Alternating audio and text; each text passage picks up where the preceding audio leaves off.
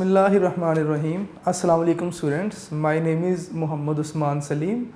I am from UGI Chemistry Department. बेटा daily की तरह स्टार्ट में तो थोड़ा सा आपको बताना है कि आपने एहतियात करनी है। क्यों? आपको पता है कोरोना वायरस है, ठीक है, बड़ी एक मुश्किल सी सूरत हाल है हम सब के लिए, ठीक है। तो आपको बीमारी से भी बचाना है और आपकी तालीम भी ज़रूरी है, ठीक है। तो उसके लिए ये जो यूनिक की तरफ से कोशिश की गई है ऑनलाइन क्लासेस की, आप इसे पॉजिटिव लीजिए, घर पे बैठ के स्टडीज़ कीजिए। आपका जो आने जाने का टाइम था वो सेव हो रहा है, प्लस आने जाने में जो आपने जो है वो थकना था, जो टायर्डनेस फील करनी थी, वो भी ख़त्म। इट मीन्स के now you have full flash time for your studies, ठीक है। तो अपनी स्टडीज़ की तरफ फोकस कीजिए। और दूसरे नंबर पे हमने कल टॉपिक स्टार्ट किया था non ideal behaviour of gases, और हम अपना टॉपिक कंप्लीट नहीं कर पाए थे।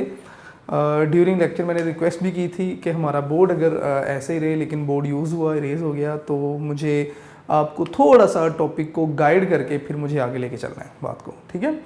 हमने कल स्टार्ट किया था non ideal behaviour of gases, जिसमें हमने सीखा कि सबसे पहले तो आइडियल गैसेस कौन सी हैं। ज़रा लेक्चर सामने रखिएगा बेटे।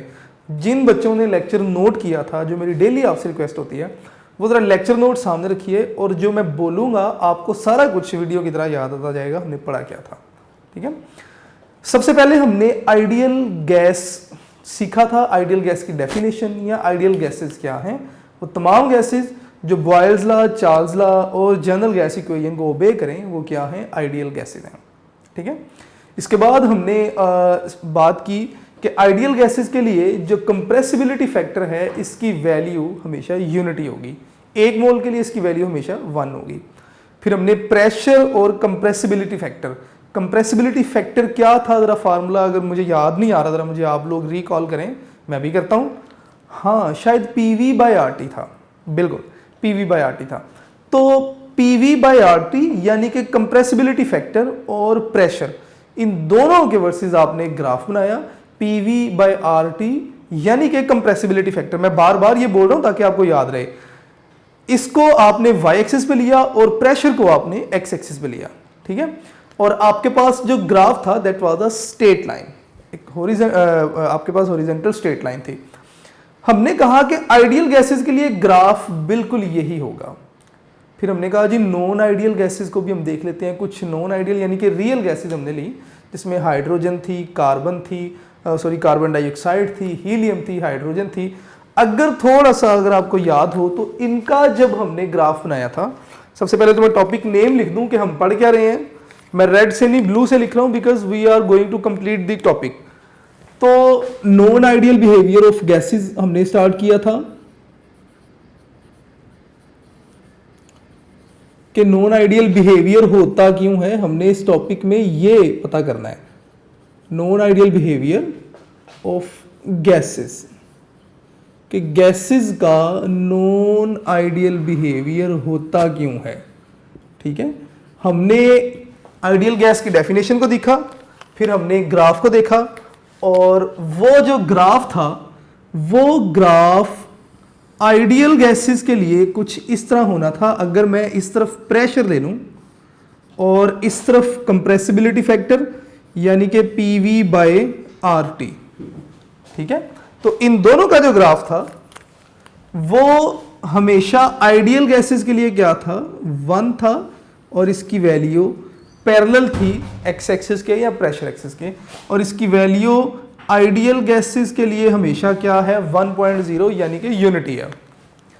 फिर आपने क्या किया? आपने इसी ग्राफ को स्टडी किया कुछ रियल गैसेस के लिए, जिसमें हीलियम थी, हाइड्रोजन थी, नाइट्रोजन थी, कार्बन डाइऑक्साइड थी। हीलियम का जो ग्राफ आ रहा था वो आपके पास यहां पे प्रेशर क्या था? 0 था, और यहां पे प्रेशर मैं हाई लिख देता हूं। ये मैं प्रेशर के लिए लिख रहा हूं बेटे। इस तरफ प्रेशर 0 और इस तरफ प्रेशर क्या है? हाई, ठीक है। अब हुआ क्या कि हीलियम का जो ग्राफ था वो आपके पास आइडियल जो स्टैंडर्ड था उसके बिल्कुल करीब आ रहा था जी। तो उसके बाद बेटे हमने हाइड्रोजन के लिए जब इस ग्राफ को देखा तो हाइड्रोजन भी आइडियल सिचुएशन से डेविएट कर रही थी, लेकिन हीलियम से थोड़ा सा कम। ये ग्राफ था बेटे हाइड्रोजन के लिए। अब इसके बाद हमने नाइट्रोजन के ग्राफ को जब देखा तो नाइट्रोजन भी डेविएट कर रही थी, ठीक है, आइडियल लाइन से, लेकिन जो नाइट्रोजन की डेविएशन थी वो कुछ इस तरह थी कि पहले ग्राफ आइडियल लाइन से नीचे गया और उसके बाद ग्राफ अपवर्ड चला गया, ठीक है। और कार्बन डाइऑक्साइड के लिए जब हमने इसी ग्राफ को डिस्कस किया तो कार्बन डाइऑक्साइड मैंने कल भी कहा था कि इसका ग्राफ जरा ज्यादा बदतमीज था, पहले ज्यादा डाउनवर्ड गया और फिर अपवर्ड गया। इन सब के बिहेवियर्स को मैं कल थॉरोली डिस्कस कर चुका था, ठीक है, और ये हमने स्टडी की थी at 0 degree centigrade. 0 degree centigrade पे हमें ये ग्राफ मिला था, ठीक है। अब बेटे नेक्स्ट मैं आज का जो लेक्चर जो हमने कल कंप्लीट नहीं किया था मैं वहां से स्टार्ट कर रहा हूं। काइंडली बी विद मी ताकि हम जो है वो अच्छे तरीके से इसे कंप्लीट कर सकें। नेक्स्ट हमने क्या किया, हमने कहा जी कि अब हम इन चारों गैसेस के लिए सेम ग्राफ डिस्कस करेंगे, लेकिन टेम्परेचर चेंज कर देंगे। पहले हमने ग्राफ डिस्कस किया था एट 0 डिग्री सेंटीग्रेड, अब हम डिस्कस करेंगे एट 100 डिग्री सेंटीग्रेड, ठीक है। तो जब हमने 100 डिग्री सेंटीग्रेड पे इस ग्राफ को जो था वो डिस्कस किया तो हमारे पास जो वैल्यूज आ रही थी वो बेटे जी, तो अब हम डिस्कस करेंगे इसी ग्राफ को एट 100 डिग्री सेंटीग्रेड। तो बेटे मैं यहां पे ही अब लिख रहा हूं इसे एट 100 डिग्री सेंटीग्रेड, ठीक है। आपने कल जहां तक जिस तरह मैंने बोर्ड पे लिखा था आपने वैसे ही लेक्चर नोट बनाने अपने, उसके बाद आपने लिखना है एट 100 डिग्री सेंटीग्रेड। जो सेम ग्राफ है वो किस तरह होगा। अब मैं इस सेम ग्राफ को 100 डिग्री सेंटीग्रेड पे बना रहा हूं, तो मैं यहां पे ही कोशिश करूंगा कंप्लीट कर दूं। आपने जरा साथ साथ रहना बेटे। वाई एक्सिस पे हमारे पास क्या था, कंप्रेसिबिलिटी फैक्टर था, जिसे आपने नाम दिया था पीवी बाय आरटी, ठीक है। एक्स एक्सिस पे हमारे पास क्या था, एक्स एक्सिस पे हमारे पास प्रेशर था जो इस तरफ इंक्रीज हो रहा है। यहां पे प्रेशर 0 कह दें, लो कह दें, आपकी मर्जी है, और इस तरफ प्रेशर क्या है, हाई है। आइडियल गैस के लिए अगर आप इस ग्राफ को देखेंगे तो आइडियल गैस के लिए पीवी बाय आरटी की वैल्यू यहां पे क्या है, या इस ग्राफ का जो ग्राफ आपके पास होगा यूनिटी होगा, यानी कि एक्स एक्सिस के साथ पैरेलल लाइन आपको मिल रही है। अब आपने जब 100 डिग्री सेंटीग्रेड पे हीलियम के बिहेवियर को देखा, हाइड्रोजन के बिहेवियर को देखा, नाइट्रोजन के बिहेवियर को देखा, तो हमें पता चला कि जनाब ये जो गैसेस हैं इनके जो ग्राफ हैं ये पहले की निस्बत आइडियल लाइन के करीब आ गए।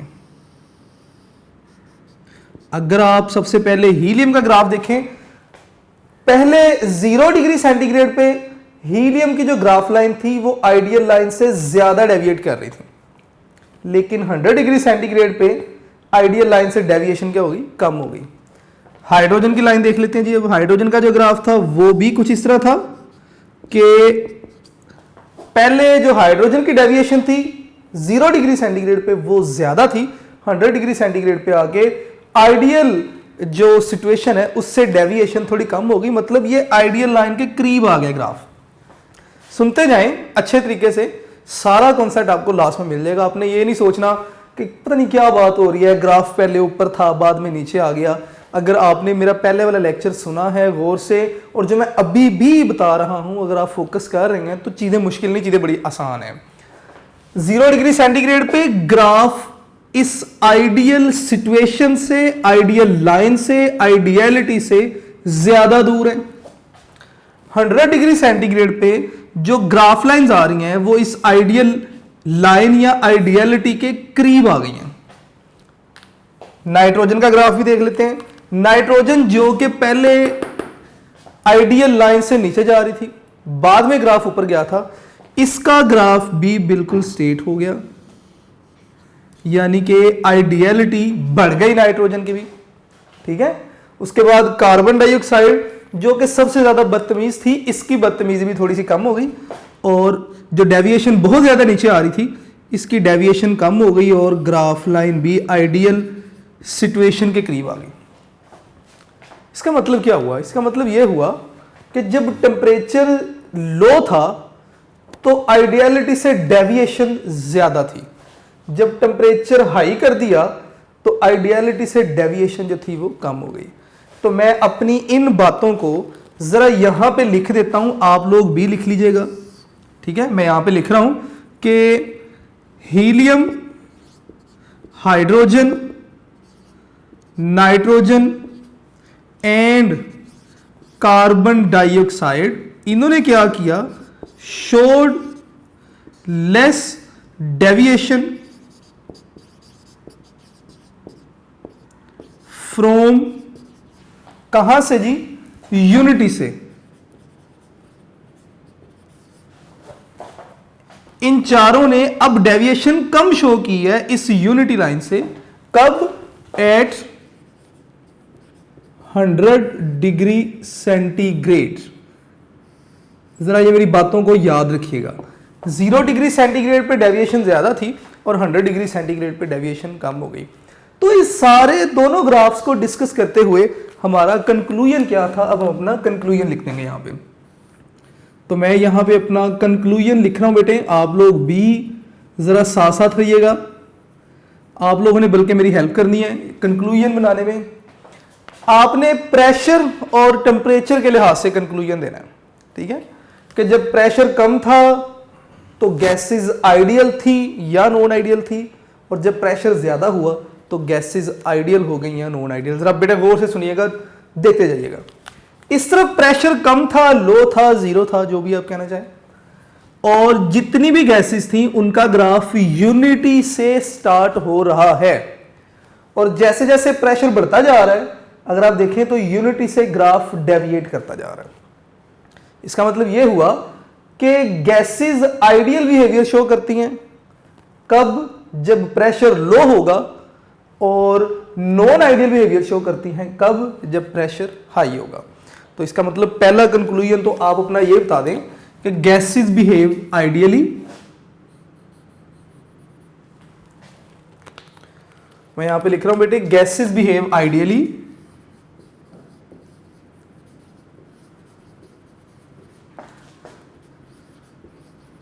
at low temperature, sorry, at low pressure and become non-ideal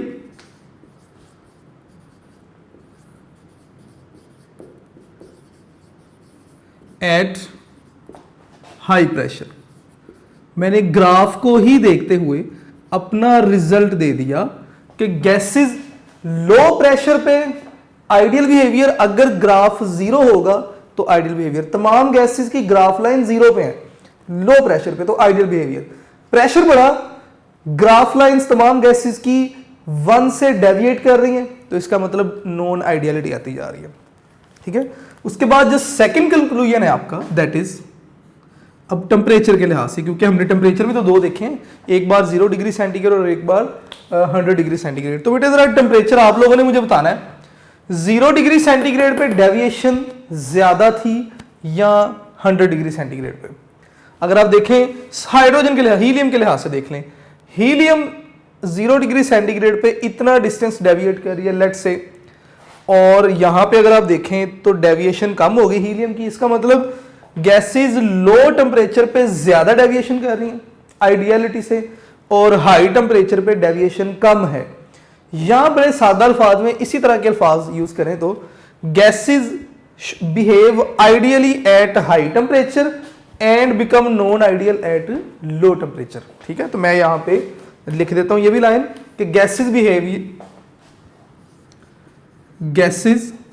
behave ideally at high temperature and become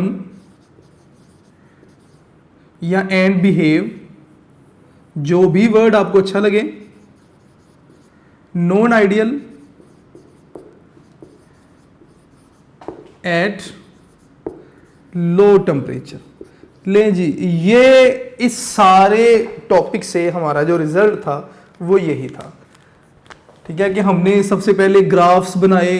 graph बनाने के बाद हमने क्या किया कि हमने उन ग्राफ्स को डिस्कस किया एट 0 डिग्री सेंटीग्रेड, और उसके बाद फिर हमने क्या किया, उन ग्राफ्स को डिस्कस किया एट 100 डिग्री सेंटीग्रेड, और उन तमाम ग्राफ से हमारे पास जो रिजल्ट आए वो यही हैं, ठीक है। अब ये रिजल्ट ऐसे क्यों हैं, ज़रा फिजिकली भी इन्हें देख लेते हैं। ये रिजल्ट इस तरह इसलिए है क्योंकि देखें, gases behave ideally at low pressure. Ideal gases कौन सी हैं जिनके दरमियान फोर्सेस ऑफ अट्रैक्शन कम होंगी या नहीं होंगी। आपने आइडियल नॉन आइडियल को जो है वो अलग अलग करने के लिए सिर्फ एक चीज ध्यान में रख लें, फोर्सेस ऑफ अट्रैक्शन। केएमटी का पोस्टुलेट कहता है जी कि गैसेस के मॉलिक्यूल के दरमियान फोर्सेस ऑफ अट्रैक्शन क्या होनी चाहिए, जीरो नहीं होनी चाहिए। अगर प्रेशर लो है, इसका मतलब मॉलिक्यूल्स के ऊपर कोई प्रेशर नहीं कि वो एक दूसरे के करीब आए। अगर प्रेशर लो है तो मॉलिक्यूल्स एक दूसरे से दूर दूर हैं। अगर दूर दूर है तो डिस्टेंस ज्यादा है, डिस्टेंस ज्यादा है तो उनके दरमियान फोर्सेस ऑफ अट्रैक्शन नहीं है, और अगर फोर्सेस ऑफ अट्रैक्शन नहीं है तो गैस क्या है, आइडियल है। तो वो कहता है जी कि गैस आइडियल होगी लो प्रेशर पे। लो प्रेशर पे जिधर जितनी दूर मर्जी गैसेस जा सकती हैं, force of attraction zero, gas ideal होगी। और जैसे जैसे आप प्रेशर बढ़ाएंगे गैसेस क्या होती जाएंगी, नॉन आइडियल होती जाएंगी। फिर फोर्सेस ऑफ अट्रैक्शन को ध्यान में रखें। Gases behave ideally at high temperature. Ideal हो जाएंगी हाई टेम्परेचर पे। क्यों? आप किसी गैस का टेम्परेचर बढ़ाएं, टेम्परेचर बढ़ाने से क्या होगा, गैस का वॉल्यूम बढ़ेगा। वॉल्यूम बढ़ेगा तो ज्यादा जगह घेरेगी गैस, ज्यादा जगह घेरेगी तो इसका मतलब मॉलिक्यूल एक दूसरे से दूर दूर चले जाएंगे। जब मॉलिक्यूल दूर जाएंगे तो उनके दरमियान फोर्स ऑफ अट्रैक्शन क्या हो जाएगी, कम होते होते जीरो हो जाएगी। इसका मतलब टेम्परेचर बढ़ाया, मॉलिक्यूल दूर चले गए, फोर्स ऑफ अट्रैक्शन जीरो हो गई, गैस आइडियल होगी। तो इसीलिए गैस हाई टेम्परेचर पे क्या है, आइडियल है, और लो टेम्परेचर पे क्या है, नॉन आइडियल है। मैं लास्ट टाइम अपनी इस बात को रिपीट कर रहा हूं, गौर से सुन लीजिएगा। आइडियल गैसेस कौन सी हैं, जिनके दरमियान फोर्स ऑफ अट्रैक्शन जीरो होगी, जिनके दरमियान फोर्स ऑफ अट्रैक्शन जीरो होगी, जिनके दरमियान फोर्स ऑफ अट्रैक्शन जीरो होगी, वो गैसेस आइडियल है। आपने फोर्स ऑफ अट्रैक्शन को सोचते हुए देखना है, लो प्रेशर पे मॉलिक्यूल दूर है, force of attraction zero, gas ideal. Pressure बढ़ाएंगे, मॉलिक्यूल करीब आएंगे, फोर्स ऑफ अट्रैक्शन बढ़ेगी, गैस नॉन आइडियल। टेम्परेचर के लिहाज से भी आप इसी तरह बना सकते हैं। इससे ज़्यादा एक्सप्लेन मेरा ख्याल आपको बोर करना होगा। तो नेक्स्ट हमारे पास जो नेक्स्ट टॉपिक है दैट इज़ आपने देखना है causes for deviation from ideality, कि गैसेस जो हैं वो आइडियलिटी से डेविएट क्यों कर रही हैं, ठीक है। तो मैं नेक्स्ट हेडिंग यहाँ पे लिख रहा हूँ, ज़रा साथ साथ बैठे रहिएगा, देखते रहिएगा। काजेस ऑफ डेविएशन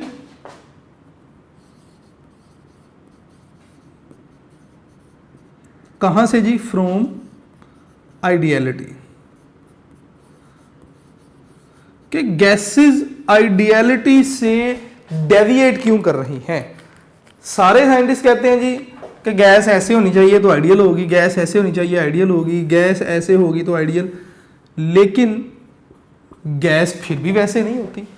इसका मतलब आइडियलिटी से मना कर रही है गैस। तो मना क्यों कर रही है, अब हमने उसकी जो है वो रीज़न देखनी इस टॉपिक में। तो चलते हैं जी नेक्स्ट। कहते हैं जी कि होगा क्या कि वैन डर वाल थे जिन्होंने पॉइंट आउट किया कि केएमटी के 8 में से 2 पोस्टुलेट्स क्या हैं, फॉल्टी हैं। तो मैं बातों का साथ साथ लिखता जाऊंगा ताकि आपके लिए आसानी हो। कहते हैं जी कि वैन डर वाल ने क्या किया, वैन डर वाल्स पॉइंटेड, इन्होंने पॉइंट किया, क्या पॉइंट किया कि 2 आउट ऑफ 8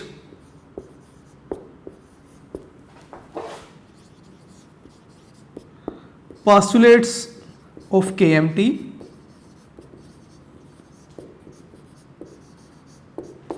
are faulty।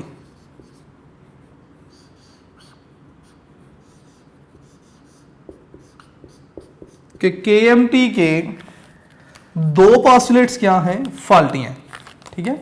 और अगर आप उन दो पॉस्टुलेट्स को देखें तो मैं पहले भी जब केएमटी पढ़ा रहा था मैंने आपको बताया भी था कि केएमटी के पॉस्टुलेट्स में से दो पॉस्टुलेट्स जो हैं वो फॉल्टी हैं। तो वो फॉल्टी पॉस्टुलेट्स कौन कौन से हैं, जरा उन्हें भी देख लेते हैं। First faulty postulate is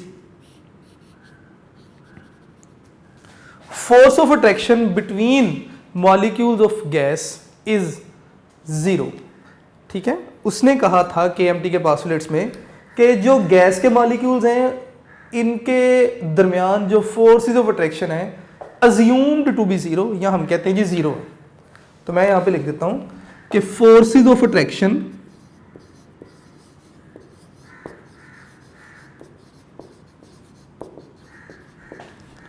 between gas molecules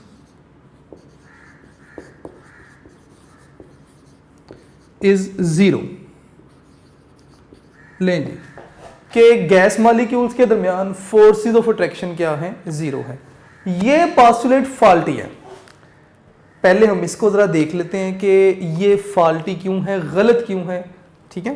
कहते हैं जी कि अगर आप किसी गैस पे प्रेशर अप्लाई करें, गैस के मॉलिक्यूल्स एक दूसरे के करीब करीब आएंगे। एक दूसरे के करीब करीब जब आते हैं तो मॉलिक्यूल्स के दरमियान फोर्सेस ऑफ अट्रैक्शन और रिपल्शन दोनों ही अपीयर होना शुरू हो जाती हैं। तो जब फोर्सेस ऑफ अट्रैक्शन अपीयर होना शुरू होगी इसका मतलब ये पॉस्टुलेट फिर गलत हो गया वहाँ पे, ठीक है। तो मैं इसको थोड़ा सा जो है वो लिख देता हूँ कि ये फॉल्टी क्यों है। लें जी मैं इस तरह लिख देता हूँ ताकि आपको पता चल जाए मैं यहाँ पे डिस्कस क्यों क्या कर रहा हूँ। कहते हैं जी कि व्हेन गैस इज कंप्रेस्ड, अगर आपने गैस को कंप्रेस किया मॉलिक्यूल्स क्या करेंगे, एक दूसरे के करीब आएंगे। तो मैं यहां पे लिख दूंगा मॉलिक्यूल्स कम क्लोज, एक दूसरे के करीब आएंगे और एक दूसरे के करीब आने से मॉलिक्यूल्स के दरमियान फोर्सेस ऑफ अट्रैक्शन अपीयर होना शुरू हो जाएंगी। तो मैं यहां पे लिख दूंगा and forces of attraction appears, forces of attraction appear होना शुरू हो जाएंगी। तो केएमटी का ये पॉस्टुलेट तो कहता है जी फोर्सेस ऑफ अट्रैक्शन जीरो होनी चाहिए, ठीक है। मैं इसको अंडरलाइन भी कर देता हूं इस पॉस्टुलेट को। ये पॉस्टुलेट में वो कहता है जी फोर्सेस ऑफ अट्रैक्शन क्या होनी चाहिए, जीरो होनी चाहिए। लेकिन हमने देखा कि ऐसा नहीं होता। जब गैस के मॉलिक्यूल्स एक दूसरे के करीब आते हैं फोर्सेस ऑफ अट्रैक्शन अपीयर होती हैं, फोर्सेस ऑफ अट्रैक्शन अपीयर होंगी तो ये पॉस्टुलेट क्या हो जाएगा, गलत हो जाएगा। अब जो नेक्स्ट फॉल्टी पोस्टुलेट है उसे हम यहां पे डिस्कस कर लेते हैं। Next faulty postulate is about volume of the gas, कि गैस का जो एक्चुअल वॉल्यूम है वो गैस के अपेरेंट वॉल्यूम के मुकाबले में नेग्लिजिबल है। ये भी एक गलत पोस्टुलेट था केएमटी का। मैं यहां पे लिख रहा हूं कि actual volume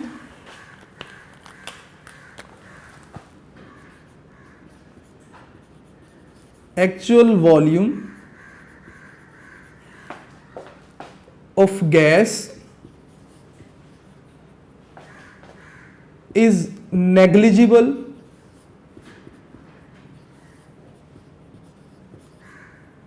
as compared to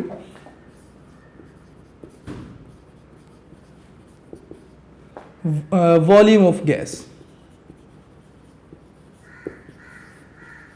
अब ये पोस्टुलेट भी क्या है, फॉल्टी है। मैं इसे भी अंडरलाइन कर देता हूं और इसकी रीजन को भी हम डिस्कस कर लेते हैं कि ऐसा क्यों है। लें जी तो मैं यहां पे दोबारा से बिल्कुल वैसे ही लिख देता हूं कि वाई फॉल्टी, ये फॉल्टी क्यों है।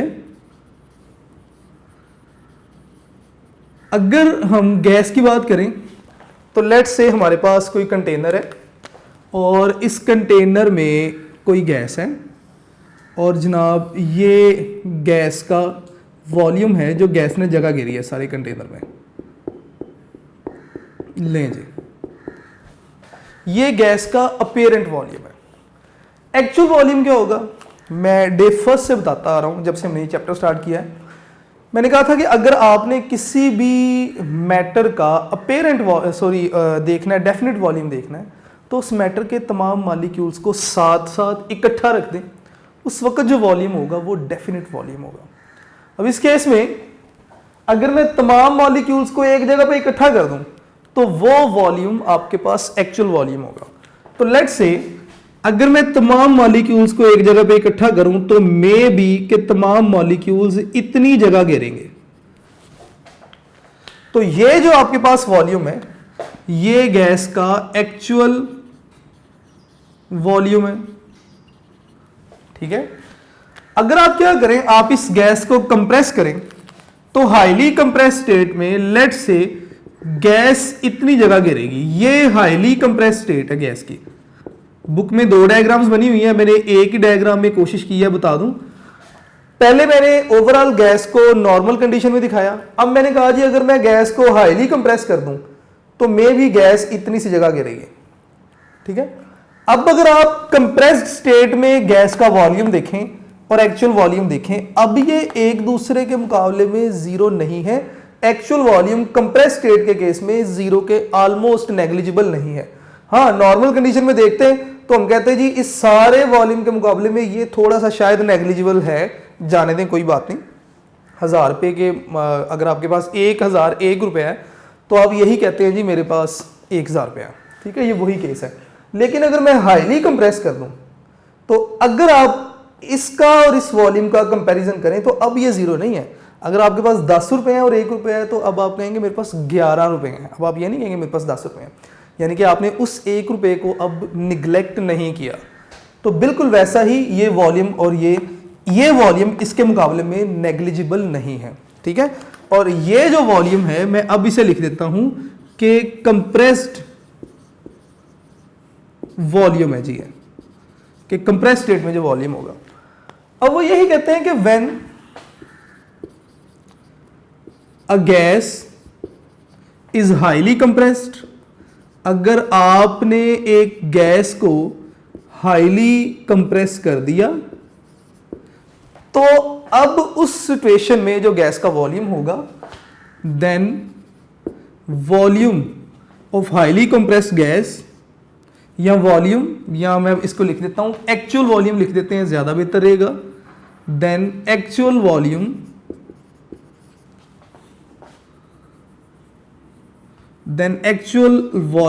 Of gas is not negligible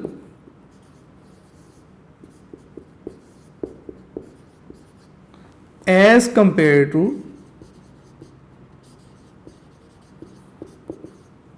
highly compressed volume.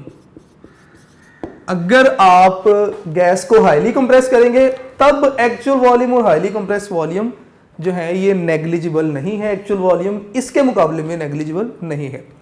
तो इसका मतलब कि ये पास्टुलेट भी कहीं ना कहीं फॉल्टी हो गया, ठीक है। तो ये 2 फॉल्टी पास्टुलेट थे जो कि जिनकी वजह से जनरल गैस इक्वेशन सिर्फ आइडियल गैसेस पे अप्लाई होती थी, रियल गैसेस पे अप्लाई नहीं होती थी। इनकी करेक्शन करके आगे जनरल गैस इक्वेशन को भी बेहतर बनाया जा सकता था, काफ़ी चीज़ें बेहतर हो सकती थी। खैर यहाँ तक तो मेरा ख्याल है कि चीज़ें क्लियर होगी होंगी। ये हमारा पीछे वाले टॉपिक का हिस्सा था, ठीक है। यहाँ पे आप जो है वो बता भी सकते हैं, बल्कि मैं क्वेश्चन लिख देता हूँ यहाँ पे कि क्वेश्चन अक्सर यहां से पूछा जाता है कि why gases behave ideally at low pressure and high temperature. मैं यहां पे लिख देता हूं why gases behave ideally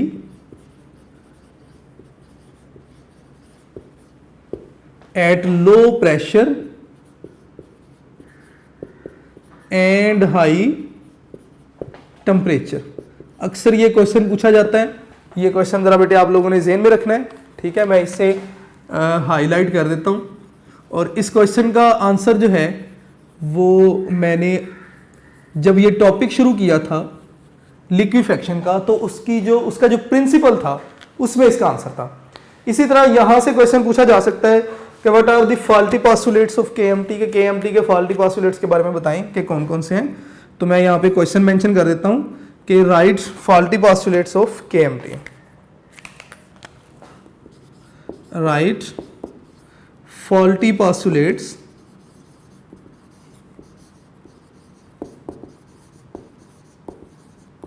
of KMT. चले जी यहाँ पे ही लिख देते हैं कि kinetic molecular theory of gases के आपने फॉल्टी पोस्टुलेट्स जो हैं वो बताने हैं। तो ये आपके पास 2 शॉर्ट क्वेश्चन यहाँ से इस सारे टॉपिक में से बन सकते हैं। इससे पहले जो हमने प्रीवियस लेक्चर्स में पढ़ा था, आपसे डेफिनेशन पूछी जा सकती है, ठीक है। क्वेश्चन में मैं लिख देता हूँ यहाँ पे, आपसे डेफिनेशन पूछी जा सकती है क्रिटिकल टेम्परेचर की, क्रिटिकल प्रेशर की, definition of critical temperature, pressure and volume. मैं साथ अगर सी लिख दूं तो क्रिटिकल टेम्परेचर, क्रिटिकल प्रेशर और क्रिटिकल वॉल्यूम बन जाता है, ठीक है। इस तरह ये डेफिनेशन आपसे पूछी जा सकती हैं। इसी तरह आपसे क्वेश्चन पूछा जा सकता है कि what is Joule Thomson effect, what is Joule Thomson effect.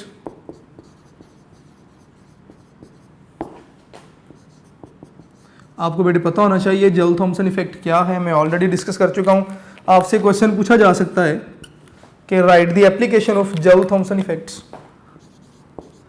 Right the application of Joule Thomson effect, कि आपने जॉउल थॉम्सन इफेक्ट की एप्लीकेशन बतानी है। आपसे क्वेश्चन पूछा जा सकता है कि why hydrogen and helium can not be liquefy by Linde's method, why hydrogen and helium can not be liquefy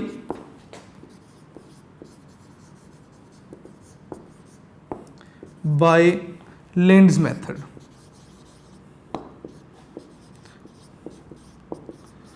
जी बेटे, ये कुछ क्वेश्चंस हैं जो आपको बड़े अच्छे तरीके से पता होने चाहिए, इस टॉपिक से रिलेटेड है, ठीक है। अगर आपने ये टॉपिक्स में से सिर्फ ये क्वेश्चन प्रिपेयर कर लिए तो आई गेस के कहीं ना कहीं आपका ये टॉपिक जो है वो प्रिपेयर हो जाएगा। लें जी, इनके आंसर्स, इस क्वेश्चन का आंसर मैंने पहले बता दिया कि लिक्विफेक्शन के प्रिंसिपल में इसका आंसर है, ठीक है। ये जो क्वेश्चन था नेक्स्ट वाला, इसका आंसर कहाँ है जी, एक फॉल्टी पोस्टुलेट ये लिख दिया और एक फॉल्टी पोस्टुलेट मैंने ये लिख दिया। ये question what is Joule Thomson effect आप पढ़ चुके हैं, सडन एक्सपेंशन काज कूलिंग। उसके बाद इसकी एप्लीकेशन क्या है, लिंड्स मेथड ऑफ लिक्विफेक्शन एप्लीकेशन थी इसकी, बड़ा डिटेल में हमने उसे डिस्कस किया था। उसके बाद आपने बताना है कि why hydrogen and helium can not be liquefy by Linde's method. तो मेरा आंसर सुन लें, लिखना आप लोगों ने खुद से, कि गैसेस की जो लिक्विफेक्शन है ये डिपेंड करती है क्रिटिकल टेम्परेचर और क्रिटिकल प्रेशर पे। हाइड्रोजन और हीलियम दोनों ही नॉन पोलर गैसेस हैं, इनके क्रिटिकल टेम्परेचर बड़े ही कम हैं। इसका मतलब हमें बहुत ही टेम्परेचर को कम करना है हाइड्रोजन और हीलियम को लिक्विफाई करने के लिए, क्योंकि इनके साइजेस भी बहुत स्मॉल हैं। साइज जितना स्मॉल होगा क्रिटिकल टेम्परेचर जो है वो उतना ही कम होगा। तो इनके साइजेस वेरी स्मॉल हैं, साइजेस स्मॉल होने की वजह से इनका क्रिटिकल टेम्परेचर बहुत स्मॉल है, इनके दरमियान फोर्स ऑफ अट्रैक्शन अपीयर नहीं हो पाती bye Linde's method of liquefaction से, लिहाजा आप इन्हें लिंड्स मेथड से लिक्विफाई नहीं कर सकते। जी तो बेटा ये हमारा आज का लेक्चर था जिसमें हमने नॉन आइडियल बिहेवियर को कंप्लीट किया। इसके अलावा हमने जो फॉल्टी पोस्टुलेट्स थे केएमटी के हमने उन्हें डिस्कस किया, बड़ा डिटेल में डिस्कस किया हमने, ताकि हर चीज़ क्लियर हो जाए। और उसके बाद हमारे पास कुछ 4-5 मिनट थे, मैंने कोशिश की कि कुछ क्वेश्चंस आपको बता दूं, ठीक है। तो बेटा आपने इसे अच्छे तरीके से तैयार करना है। मैं बार बार डेली कहता हूं कि जो मैं लिखता हूं बोर्ड पे आप भी नोट करें, आपके अपने नोट्स बनते जाएंगे। और इनके बाद यूनिक नोट्स ज़रूर देखिएगा। मैंने जो ये क्वेश्चन लिखने में टाइम वेस्ट किया थोड़ा सा आज, वैसे वेस्ट तो नहीं है ये, आपको यूनिक नोट्स में ये सारे क्वेश्चन मिल जाएंगे, ठीक है। वैसे मेरी अब कोशिश होगी कि मैं डेली साथ साथ बोर्ड पे क्वेश्चंस लिखता जाऊं, लेकिन आप यूनिक नोट्स ज़रूर देखिएगा। बेस्ट आपके पास सोर्स है ये क्वेश्चंस के लिए, एमसीक्यूज़ के लिए। तो बेटा लास्ट में घर पे रहें, सेफ़ रहें, अपने घर वालों को सेफ़ रखें, अपने बड़ों का अदब करें, बच्चों से प्यार करें, नमाज ज़रूर पढ़ें, अल्लाह ताला से दुआ कीजिए, मेरे लिए भी, अपने लिए भी, अपने मुल्क के लिए भी दुआ करें, दुनिया के लिए दुआ करें कि ये जो मसला, जो ये वायरस एक फैला हुआ है, अल्लाह ताला हमें बचाए इससे। बाकी इंशाल्लाह नेक्स्ट लेक्चर में नेक्स्ट टॉपिक डिस्कस करेंगे। ओके बेटे, अल्लाह हाफिज़।